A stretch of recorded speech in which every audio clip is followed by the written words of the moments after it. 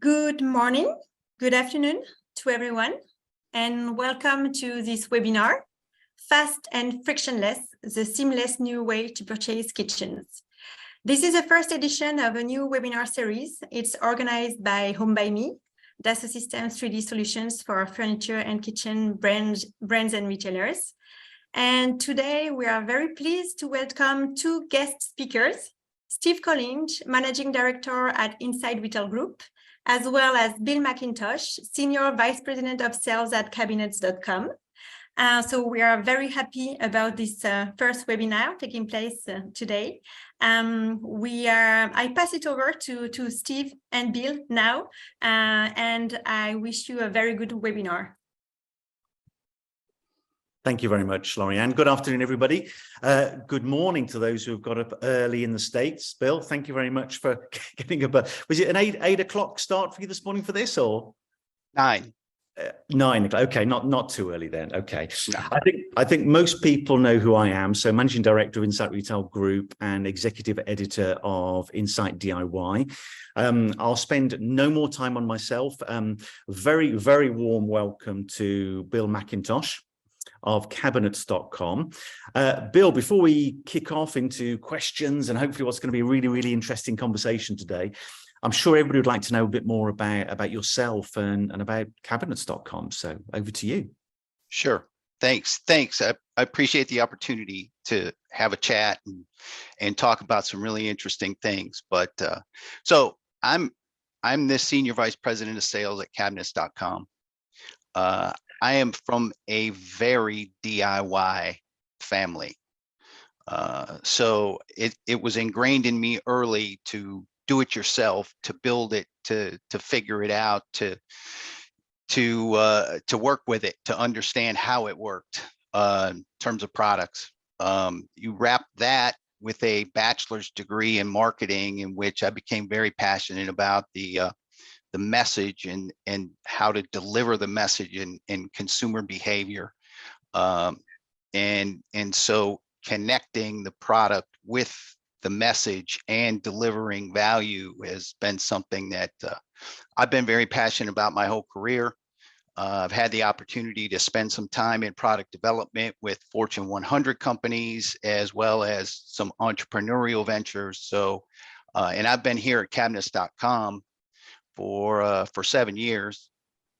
Was presented with the opportunity to take this kind of small-ish company that had a really cool idea and deliver that message to the people, and was excited to do it.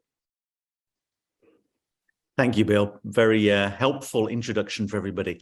I'm going to be asking you some challenging questions later on, Bill, because from a UK perspective, I think we're all fascinated to understand how a business selling kitchens can exist entirely online with absolutely no showrooms, with your own kitchen designers, and make a real success of, not just make a success of this as a business, but start to disrupt the entire kitchen industry in a country like the States.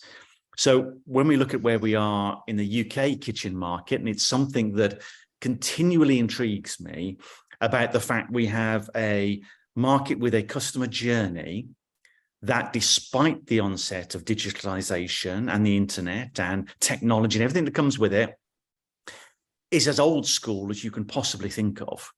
It's still the case where consumers are going to a showroom, looking at a kitchen, having a conversation with somebody designing that kitchen, paying for the kitchen, getting it installed. It's still that way. And yet, it doesn't seem right to me. I look at very similar industries. So you look at buying a new car, and I think the similarities between buying a new car and buying a new kitchen are just so stark. You've got significant purchase. You've got the love of inspiration beforehand. You've got extended credit is important because it's a big purchase. You've got the desire to configure this product beforehand, before you spend any money, and you want to know what the price is as you go through that process before you talk to anybody. And in that market, showrooms are far, far less important now. And those brands and those companies are reaching out into consumers' hands, into their homes, and it's transforming that market rapidly now. On kitchens, it feels like we're a couple of steps behind. With that as a backdrop, I'm just going to talk for a couple of minutes, and then we'll get into the cabinets.com piece in terms of understanding more about how your business works, what the consumer process is with that, because I think that's what I'm particularly intrigued about. But first of all, I wanted to just share with the listeners and watchers today something around what I believe are the challenges, the trends, the elements that are being faced now by kitchen retailers and suppliers over the next 5 years, and how I feel this market is right at that point of changing significantly from where it has been over the last 30 or 40 years. So the first point is just about the margin challenge. And we all know this, those in the industry will know the challenges around the costs, the inflation, the raw materials, the transport, and the money being made from cabinets. And if you look, we track kitchen prices across the UK market, and the number of price changes we've seen from all the major players, one after another over the last sort of 2.5 years. So making money in selling kitchens is quite challenging when you've got those competitive pressures as well. So my view is that accessorizing the kitchen, selling those products which not only make the kitchen look stunning, but actually make the retailers a lot more money, is increasingly important. So whether that is all about lighting or splashbacks or storage or smart appliances, whatever it is, you can't rely on making the money from just the cabinets anymore, because it's getting tougher. And all the kitchen retailers will hate me for saying this, probably you too, Bill, but it's all just wooden boxes with a door on the front. There's nothing special about that. The door might be slightly different spec, but ultimately it's wooden boxes. And so therefore selling the bits, the sexy stuff around this, the storage, the lighting, makes a huge difference and can make a significant difference to the profitability. If you're spending £15,000 on a kitchen, and ultimately spending £4.50 on 3 light bulbs to hang there, there's something wrong about that. Those light bulbs there are £50 each, and they look stunning, and they are good enough to drive people into a showroom as well. So the margin challenge is an important one. Bill, are you seeing similar challenges in the US market? Because I know it's a bit different out there. What do you see in terms of this point? Yeah, so certainly. I mean, what we have experienced in terms of economic and just general sort of turmoil to retail is unprecedented, right? With the price of raw materials, the price of, it's now at cabinets.com, we don't sell anything but cabinets. Really? So that sort of amplifies. You need to sell some splashbacks and some nice right? Yeah. That sort of amplifies the dilemma or the attunement or the sensitivity to making sure the price is right, controlling costs, and that actually, and this I know goes for everyone, is it doesn't only affect raw materials, it's also manpower. And delivering value and delivering expertise, and in a tight, hot labor market, with increasing costs of raw materials, and your sort of your labor and wage thresholds rising, it's a challenge for sure. It's a real challenge, isn't it? Yep. So that's what I see as the first big one. It's not going to get any easier. Retailers have to now concentrate on where they make the money, how they can differentiate themselves. Because everybody, let's be honest and be frank, everyone does white gloss. Everybody does those same type of kitchens, whether it's a blue shaker. The only way to create that differentiation is through the accessories. Second point, sustainability. Not going to overdo this particular point because we're all aware of it, but the elements that are going to impact on kitchen retailers over the next 5 years, this without doubt, whether it's transport, whether it's sustainable materials, and we're seeing some retailers like Magnet and others doing some really interesting things with recycled materials at the moment. So this is an area as a retailer you have to focus on, whether it's the back end supply chain, whether it's understanding that consumers are now looking at these artificial white gloss manufactured kitchens and thinking, I actually want a more natural look here. I love that natural look of concrete and raw wood, bamboo, whatever it is. So many different elements. And then when you move into local sourcing, you look at hot water taps where you don't need a kettle. So many areas where you can make a difference in this particular space. So without doubt, sustainability having a huge impact.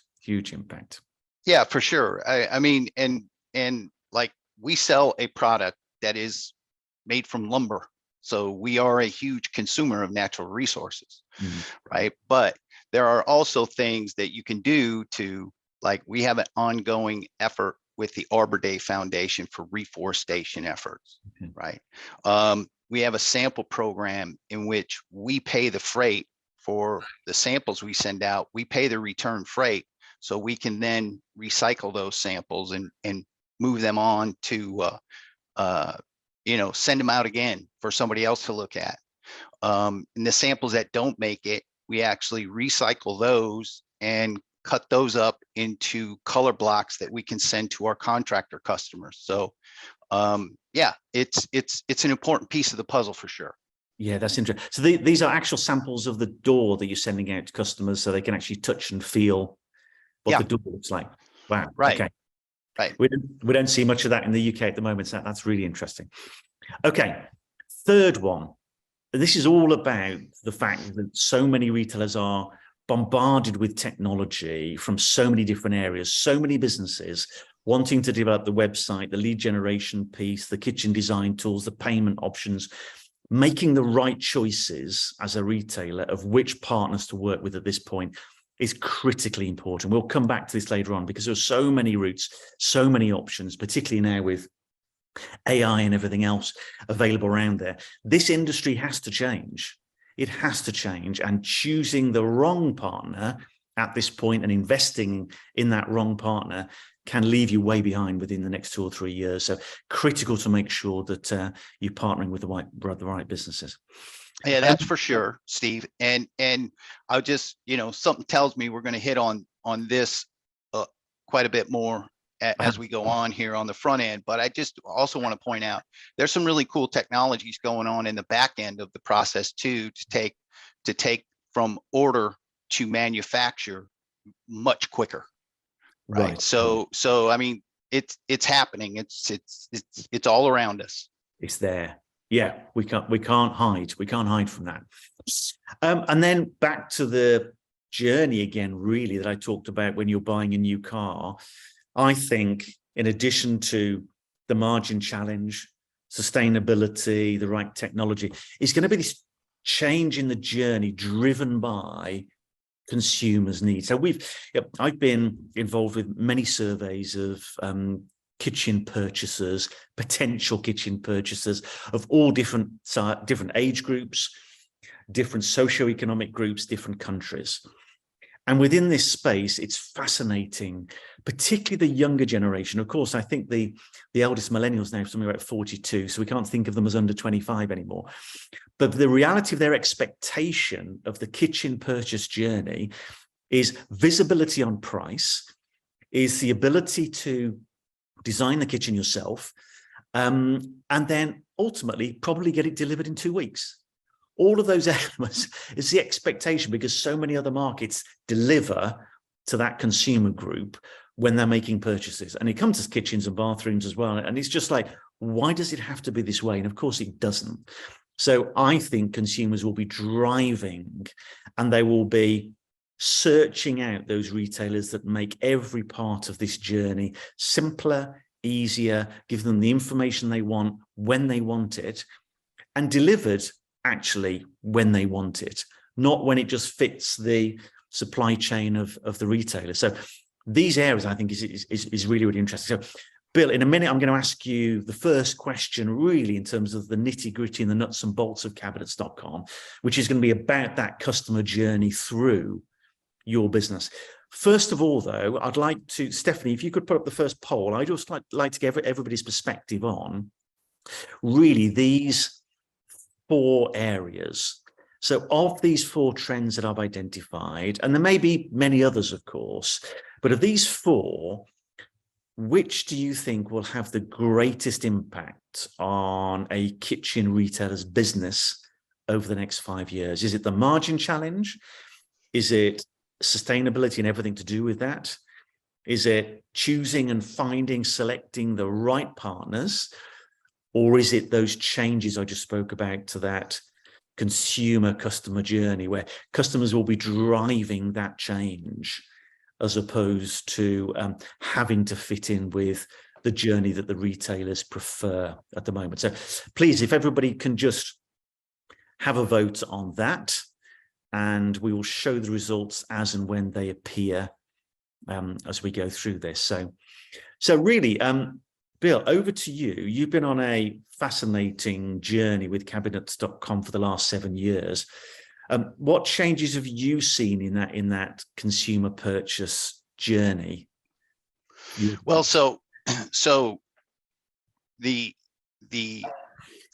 maybe the most significant, I think, is sort of this generational shift in terms of, and forgive me, my like Gen X, millennial, boomers, you know, that I'm not as up on what those age groups actually are, but my point being is that there is a previous or generation, the boomer kind of generation, used this method of validation for the purchase of, okay, I have to get in the car, I have to make a list of what I need, I have to get in the car, I have to go to the store, I have to sit at the store in front of someone for multiple hours and you know, have to go through all this, right? Well, the generations now, the millennials, the Gen X, is the screen engaged generations don't necessarily feel like they have to go through that method of validation. So sort of the mode of engagement has changed, right? People are, I mean, it's no secret, people are buying online, people are buying everything online, from, as you mentioned, cars to jets to whatever. So there's no reason that they can't buy cabinets online. They just need to be served up with the proper tools of engagement and the proper process. So that's kind of the biggest thing we're seeing, is sort of this generational shift into to where people don't necessarily need like this face-to-face and have to go through all of the whole in-person process to validate their purchase.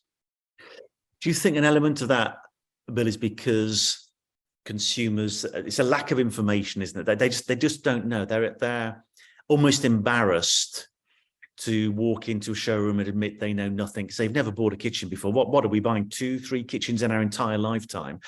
I sense, and I've been through that process a number of years ago, you feel like, first of all, you've got a budget, but you have no idea whether that budget is going to be enough for the kitchen that you want. So there's the embarrassment factor in that regard too. But do you think that's what it is? Do you think there's just that reluctance? At the moment, you have to go to a showroom, certainly in the UK, pretty much to see a kitchen. Mm-hmm.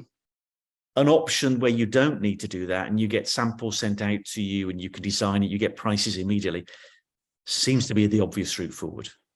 Yeah, well, I mean, that's what we've seen is, you know, we have deployed an engagement tool, an interactive planner tool on our website for a number of years, and it's really about giving people the opportunity to, on their own, design what they feel like they want and give them an opportunity to see it, give them an opportunity to get involved in that way, versus, you know, sitting across from someone at a desk and going through the, you know, multiple hour process. Just let them splash around, let them get interested. Right? I would go, sorry, Bill, you carry on. No. Well, that's just like I say, it's sort of this new mode of engagement of, hey, put the tool. Let me have the tool. Let me do something to get involved here and just sort of feel where I want to go with this thing. And then that's when the expertise, you can deliver the expertise at that point. That what you said then, I'd never thought of it in this sense before, but you use a design planner as an engagement tool. Sure. So literally you see it as a way to build that engagement and that relationship with you before they may even think about going out to a competitor's showroom. They've already engaged far enough with you to be able to make that purchase. So I'm intrigued as well about that. How do you go through that process with cabinets.com? So talk me through the basic stages, if you don't mind, of Sure. Inspiration. Yeah. How do you see that journey? Yeah, right. So like I say, yeah, that is the engagement tool, right? That is for the screen engaged customer who is now, a professional person and a wage earner and a homeowner. And, if they don't know, and I'm referring to like the generation that has never not known and that there wasn't an internet, right? So they can Google it up, right? So for that person, you give them an opportunity to get involved, to put their floor plan in, to design a kitchen that they, like the look of, like the color of, like certain features of. And then at any point, the way we've worked with the tool to date is that any point in that process, they can submit what they've done to us, and we'll connect them with a designer to get them the expertise they need, and work one-on-one with the designer to get the fit and the function and the look and the proper ergonomics and just clean up all those details.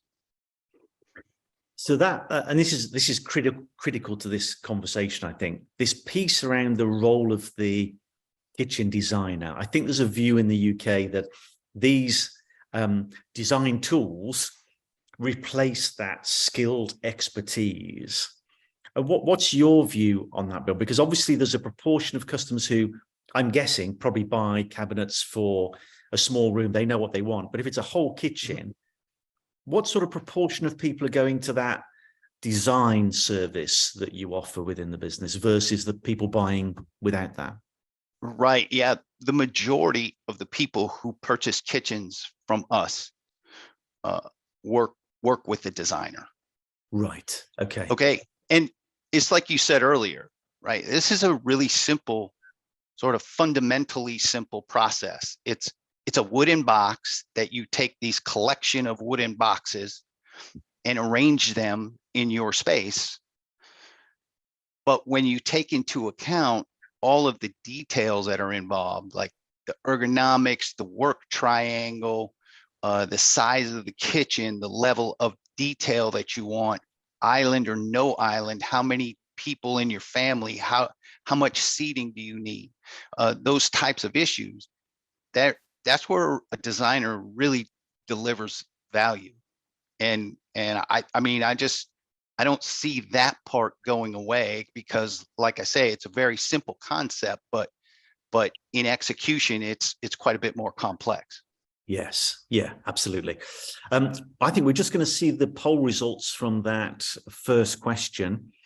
Stephanie, if you don't mind. So what have we got? We've got changes to the customer journey coming out on top, followed by technology, sustainability, and margin challenge. So very interesting. I mean, this is what we're stuck right in the middle of now, but this customer journey piece. What do you think for kitchen purchasers today? What do you believe are the most important factors to them when it's a general question, but I'm really interested from what you've said so far. What are you seeing as the most important thing for kitchen purchasers? So number one is the quality of the product. Okay. Okay. Because I mean, keep in mind, at least in our case, right, what we are asking customers to do is to, on the basis of set of drawings in most cases, if a customer purchases without the benefit of designer assistance, they're just literally dropping items into a shopping cart, right? And so what we're asking them to do is, okay, place your order, pay for it in advance, all of it, and then 8 weeks later is when you first get your hands on the product, right? So the quality of the product has to be there, and it has to meet the customer expectations. I can't tell you how many times, if there is a problem or a perceived problem with quality, that an accountant or a salesperson or an attorney or a doctor immediately turns into a quality assurance expert. Right?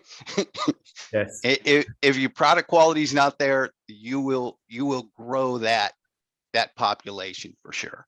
That's number one. Okay. Number two is just like purchase peace of mind, right? Reassurance. Because of the factors I just said, you know, this is a significant purchase. This is usually deals with multiple thousands of dollars that in many cases folks don't have like right away, like they have to save for it, and this is, you know, this is something that they work for. So when you ask them to do that, you have to offer something in terms of, you know, programs or processes that reassure that, you know, everything's going to be okay. I mean, those are things like in terms of our business, like our online reputation. It's really easy to Google up cabinets.com reviews and draw a conclusion about how we do what we do. There's nowhere to hide. Yeah, right. Exactly. And then, you know, product support, and it, like, I'll circle back to reviews in just a second, but, and then, you know, programs with some substance, like we have a program that we call the Designer Reassurance Promise. Right. If you use a designer and you purchase what you and the designer come up with, and you don't have everything you need to complete your project, we'll send you whatever it is you're missing at no charge. Right. So those types of programs just reassure folks, right? And that's valid, and they should look for that, and you need to provide that. That's really interesting. That first of all, you said that quality was the most important factor. So I've often talked before about, if you've interviewed or surveyed 1,000 consumers who are looking to buy a kitchen, and they're all standing in front of you and say, right, hands up for those who want the cheapest kitchen available. People go, well, no, we don't want the cheapest kitchen available. Actually, we want the right kitchen for me and my family and my home.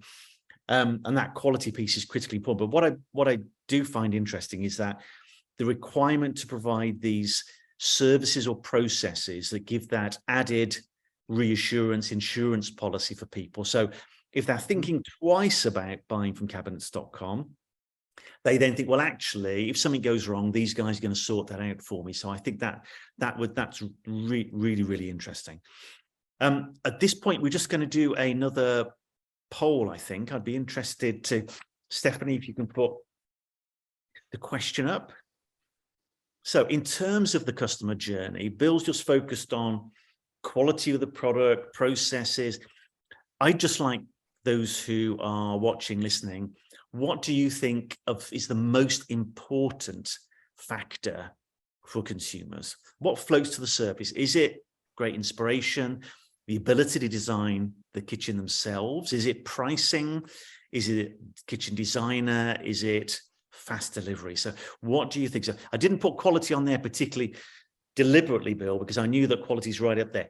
Next on the list, what else is then important do we believe in terms of customers? And once we get the results, Stephanie, feel free to put those on there. So Bill, you touched on before, and this I think is from a UK perspective, the fact you've got 2/3, something like that, majority of these customers on cabinets.com are seeking out that advice of a designer. Mm-hmm. At this point, I just want to add, I was looking at I think it was Hygiena, a French retailer of kitchens. They've got the HomeByMe design tool on their site, and the way they use it is the further that the customer gets through the design process, the bigger the discount they get. And the discount is like building up in the corner. So if you go through the whole process of designing yourself and then you ask for a kitchen designer, you get maximum discount, and then the kitchen designer contacts you. Just an aside, but I thought it was really, really interesting just to mention that. So you've got a large proportion of customers going through that process. Those who aren't buying through the kitchen designer, Mm-hmm. is it just fair to say that probably trade, or they're buying 2 or 3 cabinets for utility? What would be that particular proportion, out of interest? Yeah, it just kind of runs the whole gamut. I mean, there are some trade accounts Mm-hmm. that don't use a designer that can come in. You know, that is a reason why we selected the HomeByMe planner tool, was because there is an functionality in there now. We don't use it at the present time, but there is functionality in there to purchase a kitchen through there. Yes. Right. So, and you know, we have roughly 1/3 of the customers that don't use a designer. So we have to create some type of line of sight to grow that side of the business as well. And it's a longer term plan, but that is eventually where we hope to land. So I got the killer questions now. Actually, customer journey, first of all, let's have a look. Interesting responses. So we have ability to design their own kitchen coming out on top. Second, the experienced kitchen designer. Then we've got great inspiration, price and delivery less important. So very interesting. So I think between all of us, all of our combined brains, we've got quality, design your own kitchen, and that kitchen designer piece being the magic formula, I think, for retailers in this particular space. Bill, killer question. How many kitchens are you selling every week, every month? Tell me, how many people are designing on your site? Yeah. I'd love to share that information with you, Bill. Steve, but I won't. So I will tell you this, that you know, since we deployed rather the HomeByMe planner tool, we're very encouraged about the traffic and the feedback we're getting there. So yeah, I think we're definitely headed in the right direction. We feel very comfortable about it anyway. Good. I knew you weren't going to answer that, but I'm intrigued, because No, good try. You're not even going to tell me how many designs are started every month or anything like that. I guess that's too sensitive, isn't it? But yeah, we're very encouraged. I mean, the feedback's been great, and we're very encouraged by what we're seeing. On that, I assume, because all this process is done online, there must be a fairly robust customer survey aspect to this. How do you get feedback from customers on this process to work out if you're doing it right? Yeah, in the planner tool specifically, we have an exit survey. So everyone that uses the planner, we call it Create a Kitchen, by the way. That is how we have it branded on our site, is Create a Kitchen. Users have the opportunity to take a brief exit survey and just kind of tell us, you know, how they feel about their experience, and that's where we're getting the real positive feedback. And this is, I'm just showing some images now. So this is the quality of visual that you're able to, or the 3D render you're able to provide. I mean, I've seen some of these, I've seen a lot of kitchen designs before, but the quality of this seems to be exceptional. Is this just typical? This was one that was taken from your website? I'm guessing this is the kind of thing that you're seeing on a day-by-day basis, really. Yeah, as I said earlier, so we allow people to go splash around in the tool. It's totally free. Okay. And then at any point in the process, they can select to submit the information as a project request to our design team. Right. And okay. and all of this information automatically gets collected and submitted to our designers. So it's, yeah, it's been great from the standpoint of, you know, our designers are now getting much clearer, much more detailed information upon which to start. So that's just kind of one of the benefits of this, using this tool within our process in this way. That's really interesting, because I think that the fact that customers are able to design to a certain extent, when you contrast that in the UK, where almost every person walking into a kitchen showroom, it starts with a blank sheet of paper. How do you use your kitchen? How big's your family? If the kitchen designers realize they could have 2/3 of their leads coming in based on the engagement that they've had with their business so far at all sorts of different levels, surely that improves the entire efficiency of this kitchen purchase process, because some people will have it 90% done.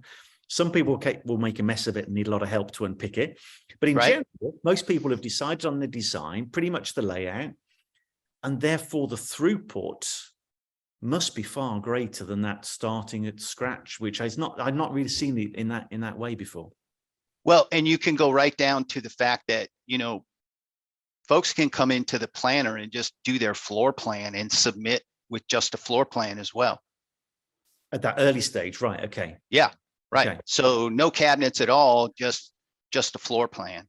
Okay. So you know, it's you know, we literally see every variation on that theme.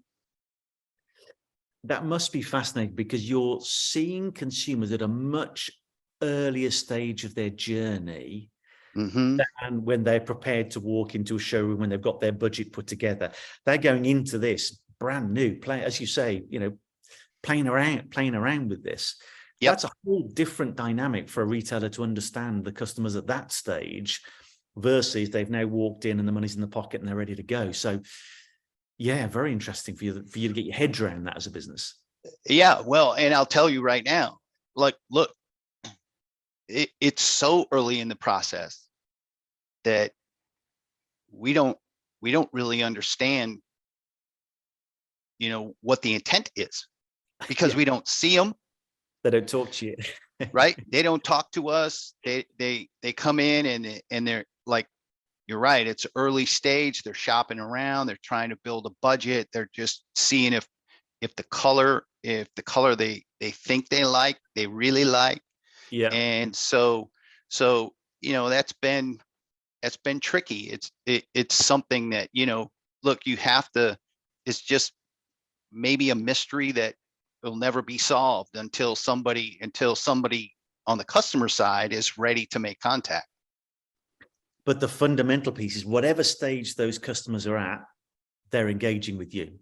Yeah, well, that's it. That the fundamental piece is that it is a mode of engagement. So hopefully when they're ready, they'll pick cabinets.com. And they've invested time, effort, energy, in whatever that design looks like, whatever stage they've got to. Why throw that out to start again with a blank sheet of paper anywhere else? That engagement point, I think, is fundamental to this discussion. I'm conscious. Yeah, and you backload, you backload after that, you backload the service, backload the value, and hopefully that when they're ready to go, that you're lined up and you've got it the way the customer wants to see it. You're there.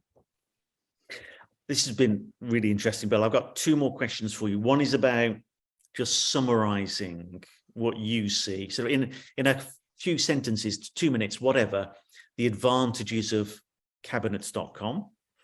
And then I'd like your view on where you see things going over the next 5 years, really. So just sum up advantages of cabinets.com to consumers. Well, it is a process that delivers. We are a company that is in a traditional industry, selling a traditional product in a non-traditional way. Okay. I love and that. Hopefully we have streamlined the process to make it as painless as possible, but yet deliver the value that people need it by the expertise with the reassurance programs and the product support that sort of make them feel good about their purchase. Beautiful summary. Thank you, Bill. That just puts it in a nutshell. And again, that engagement with customers at all sorts of stages is very interesting. So what does the future look like? You're on a trajectory in the US, shaking things up over there, attracting consumers. What do you see the next sort of 4 or 5 years looking like for the industry and also for cabinets.com?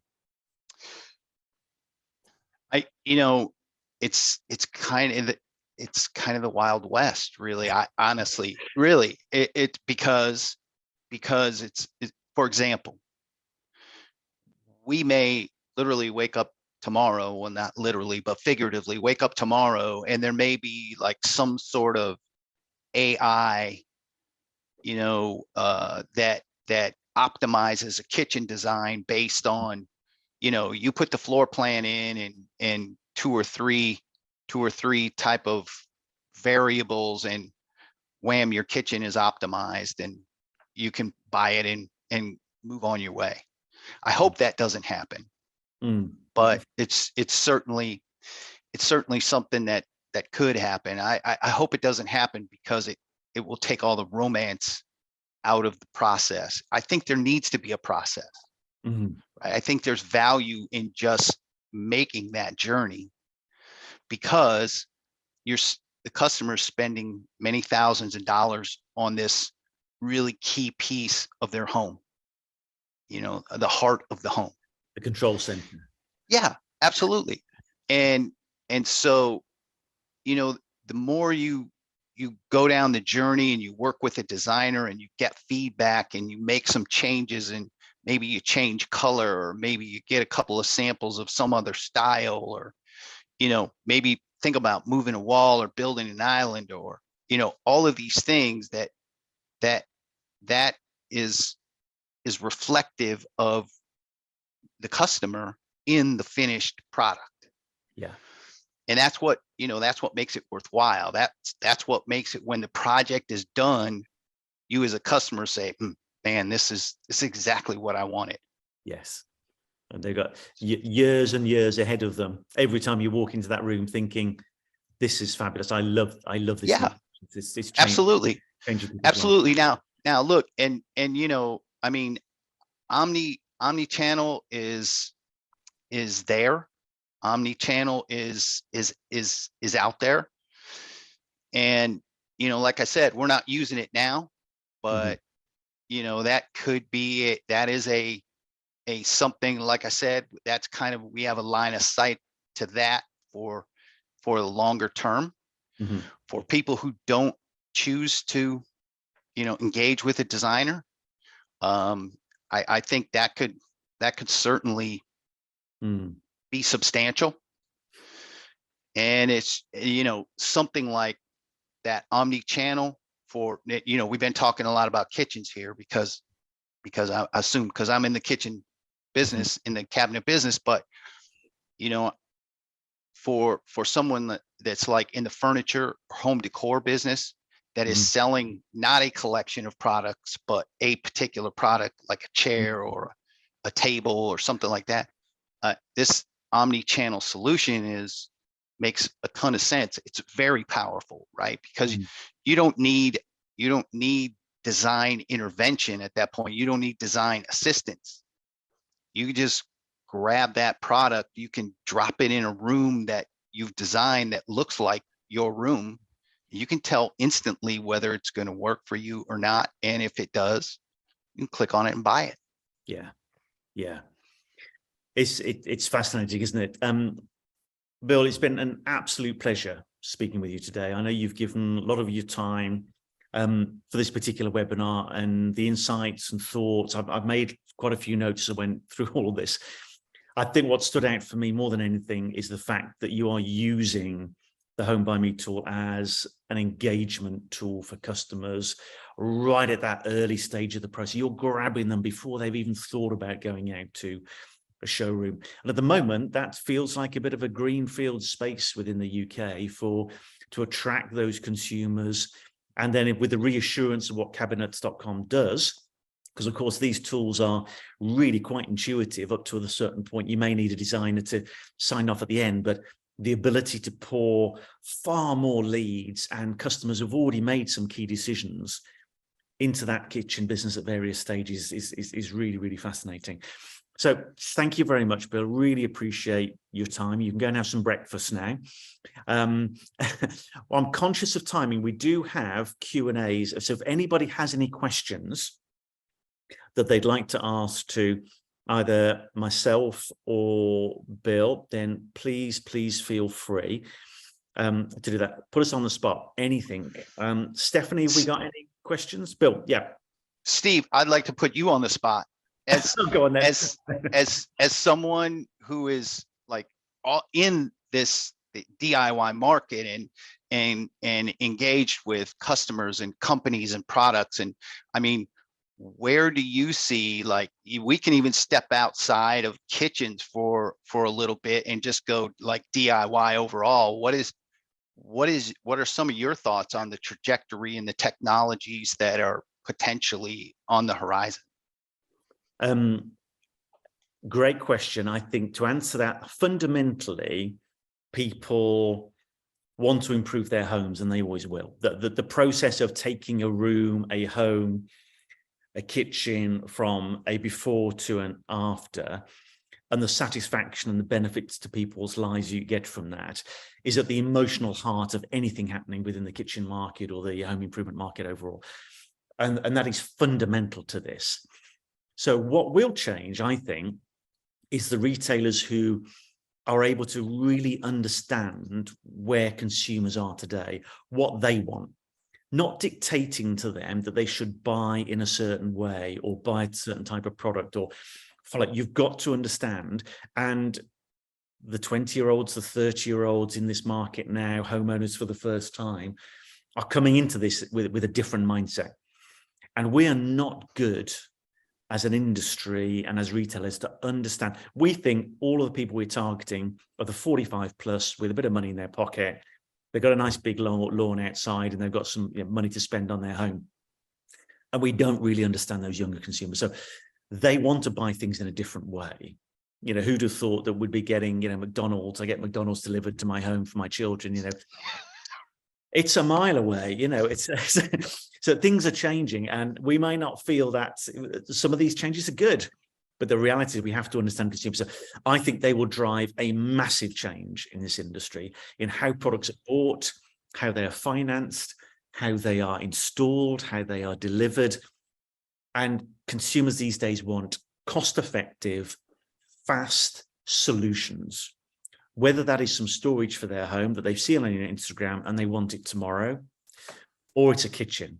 They want it fast, they want to know they can afford it, and they want all the work done for them, and they want it in 2 weeks.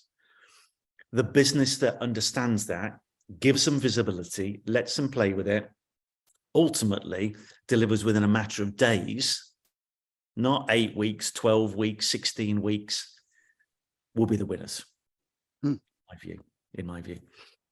Right, we've got quick Q&A here. I'm trying to see. Right, we've got 3 questions here. One for you, Bill. Just quickly, what's the next stage of development for cabinets.com? Well, we sell cabinets. That's what we do. that's what we will continue to do. Mm-hmm. So in terms of the development, it's just, you know, more variation on the same. I mean, in terms of like, we've have the create a kitchen tool, and we have a long range plan for that tool. Mm-hmm. But it's always going to be those two pieces, right? The designer assisted sale and the unassisted sale, and it's just to grow those two aspects in whatever way. I mean, it's a 1-to-1 ratio, the designers, right? Mm-hmm. You put more designers on, you sell more product.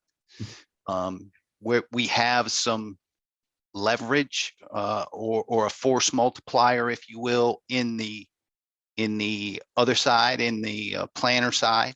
So we're hoping that that's going to propel us forward with some growth. So successful formula, more of the same. Right. We've got a technical question here just for you from Tim. Hi, Bill. You mentioned omnichannel. Can the customer add the type of oven or fridge they want into their basket? I don't think you sell appliances, or do you sell appliances? I'm not sure. No, we don't. You're just cabinets. Yeah, just cabinets, right? Cabinets.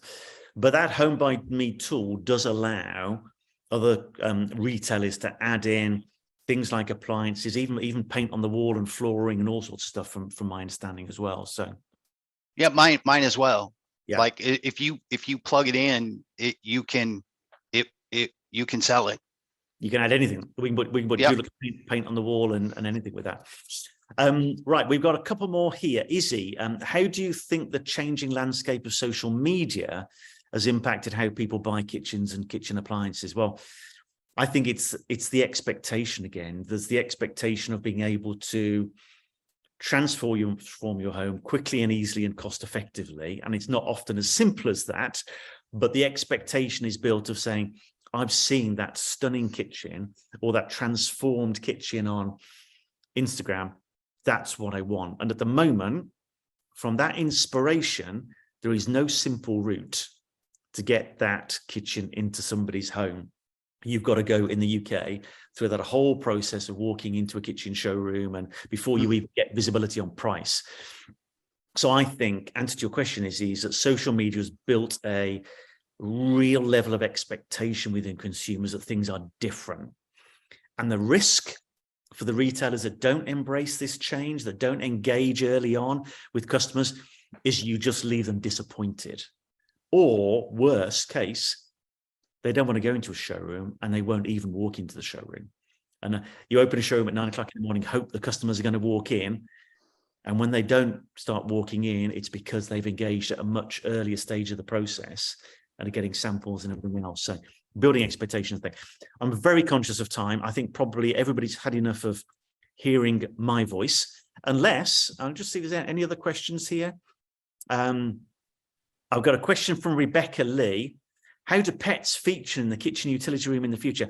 Rebecca, I think you've recently written to me on LinkedIn about your doggy shower in a utility. So I'm going to come back to you separately on that, which I think is a really nice idea. So I won't ignore you, but I'm not going to answer it today. Pets are very important. But I saw something the other day, which was a pet feeding drawer at the bottom of a cabinet that you could kick in and kick out. Lots of interesting things like that. Bill, on that note, anything you'd like to add? I'm just very grateful of your time today and your insights, which have been fascinating. Anything else you want to add? No, been a real pleasure. I enjoyed the conversation, and I hope the folks got something out of it. It's super interesting, and I could, as you can tell, I like to talk. I could go on for a long time on this, but thank you so much. I appreciate it. You're very, very welcome. For those who are interested, so if you've signed up for the webinar, you'll get an email with some more information. You'll get a link to consumer surveys that have been carried out by Dassault Systèmes. You will have a link to a cabinets.com case study, which you can then share. This obviously is available and will remain on the same link that you signed up for. for some time. So if you want to share that link with colleagues, it will still be available to download at any point over the next few weeks, months. Maybe in a few weeks' time, this entire webinar will be available also on YouTube for people to be able to see. And there's a yes, there's a link to Dassault Systèmes and HomeByMe will share within the email as well. And I think that's it really. So thank you very much, everybody, for attending. Really appreciate it. Bill, thanks again. Stephanie, Lorianne, you've been working hard in the background to make everything work. I've done my best to mess things up as I've gone through, but I don't think anybody noticed. So I think we're okay. So thank you very much. Appreciate your time. And we got one of these on bathrooms coming up, Lorianne, as well, haven't we? Yes, indeed. As I said before, this is the first of a series. So we'll share with you more news and more information about the future webinars. And the next one's all about bathrooms. So tell your bathroom colleagues there's something very interesting. It's a very different purchase process, of course, on bathrooms, as we know. So thank you very much, everybody. I'm going to go and have a cup of tea. Bill, you can have breakfast. And thank you very much. Bye-bye.